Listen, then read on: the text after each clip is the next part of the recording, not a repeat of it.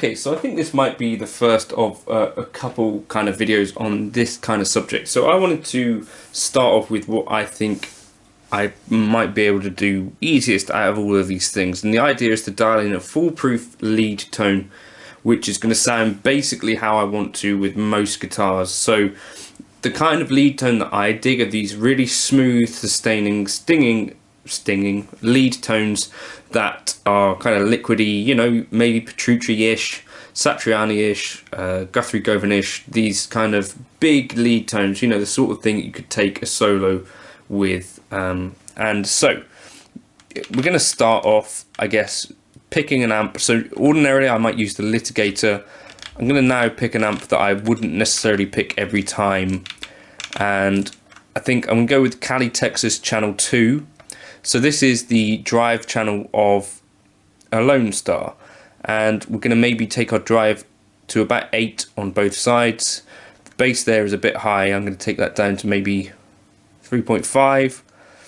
Mids, treble, we'll keep them at about 5, I think. Channel volume is fine where it is. I'm going to go the shape to be thicker. Presence, I'm going to dial back a bit. That seems quite high. And the master volume I might take up to 5. Okay, now in terms of cab choice, I think IRs, whatever you're using for this kind of thing, you'll probably be basically fine. The thing that is most important to me is that it's a relatively neutral sounding cab, but also this is really key, I think, for getting a smooth sounding lead tone. So I'm going to take this high cut down to 3.9 kilohertz. Now that looks extreme, but it's only cutting off minus 6 dB per octave, so it's not actually as extreme as it looks. I'm going to take these reflections up to about 35, and let's see first of all what this sounds like.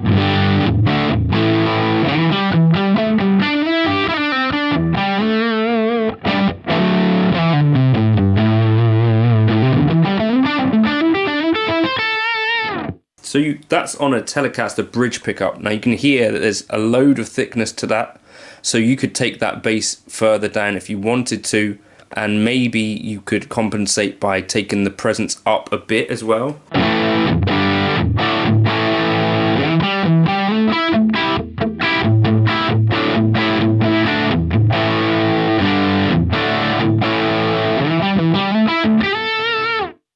But super thick. If you took this down to thick, this would be more of a plexi, is what Mezza say in the manual about the Cali Lone Star.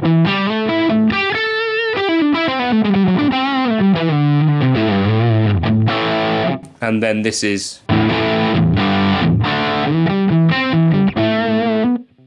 even, so that might be a good one if you're thinking, right, that's too thick for me.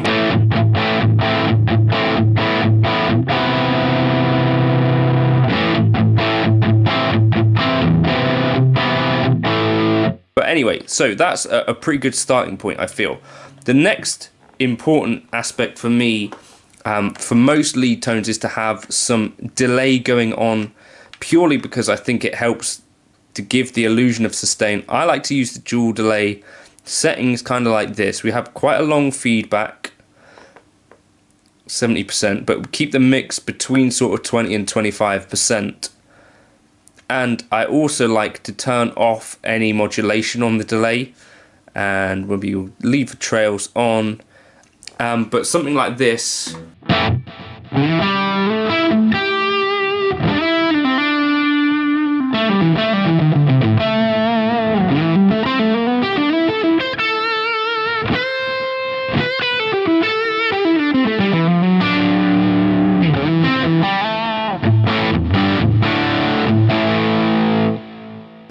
And then, of course, when we're playing at home, a bit of reverb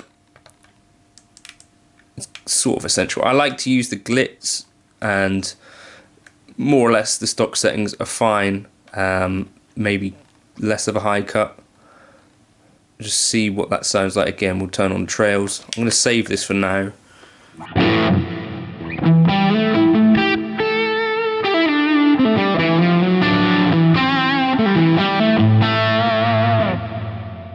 I think that's a bit overwhelming, so I might take that down a bit.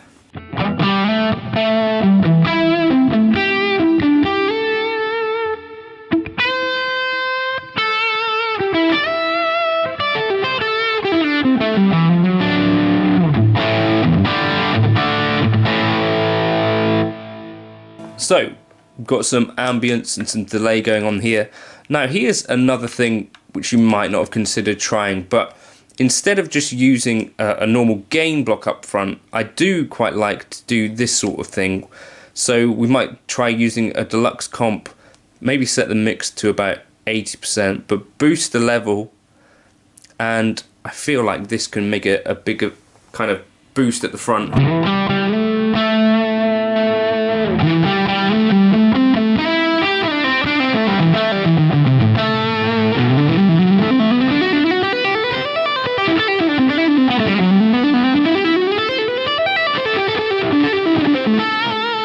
So obviously, like, you could do whatever you want from here, but for me that's like a really easy kind of way to start getting into a lead tone that is totally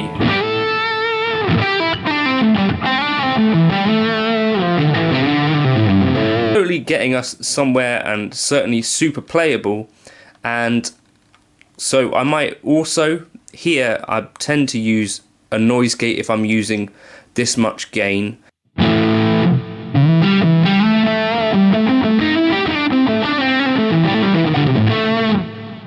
But I might set the noise gate to be a little bit less aggressive than what it's at the moment. So I'd listen to what kind of threshold is for the noise and bring it in, so somewhere like that.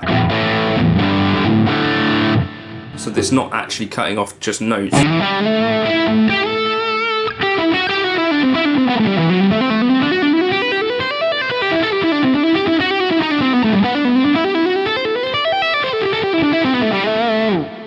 Now if we listen to what, for instance, this high cut is really crucial, I think, for this. If you listen without this,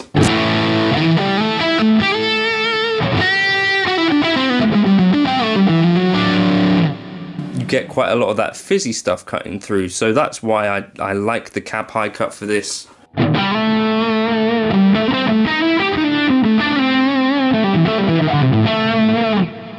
Obviously with this much gain as well, the difference that a mic or cab choice can make is fairly pronounced.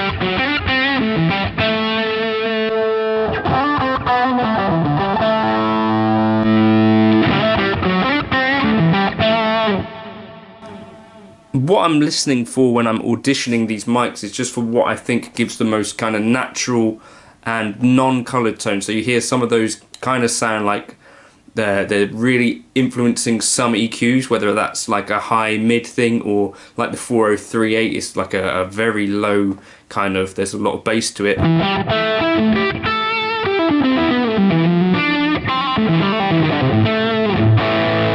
The 87 condenser I really like for this. 67 seems, the 84 even as well.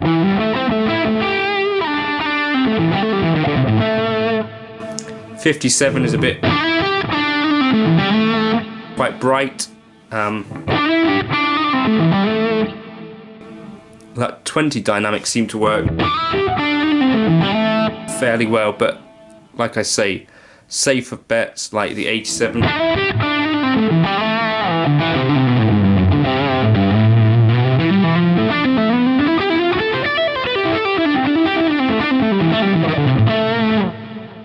And then if you're a cat who uses humbuckers, then I consider dropping the mids and dropping the drive a bit, and that would probably get you closer to being in the ballpark for what you might need. This might be too much gain for you.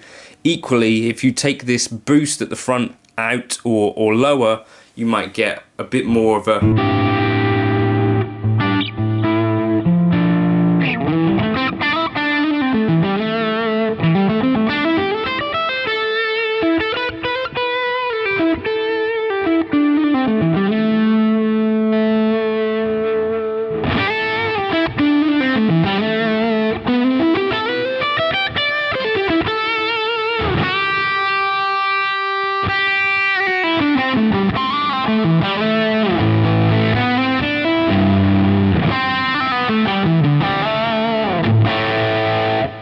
But yeah, let me know if you want me to drop that into the folder.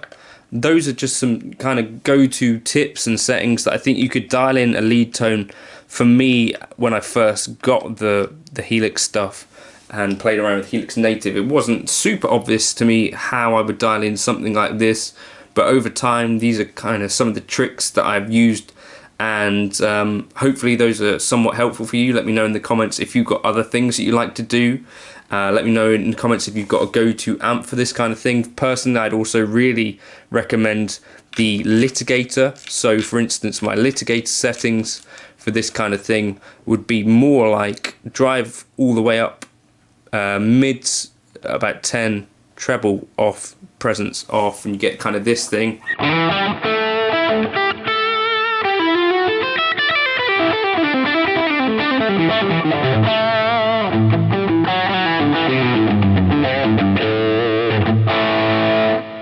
You know, super usable, but a bit less bass than this one.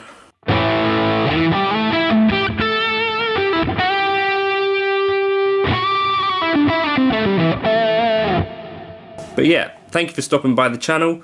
I'll catch you in another video soon. Please feel free to like and subscribe. Share this around if you've got other folks that you know that have got an HX Stomp that might benefit from this, or a Podgo, or a Helix. Let me know if you want me to build this tone for Podgo as well in the comments. I'll be happy to do that and drop it in the folder. And yeah, let me know if you want me to drop this one into the folder as it is. I'll catch you in another video soon, and cheers.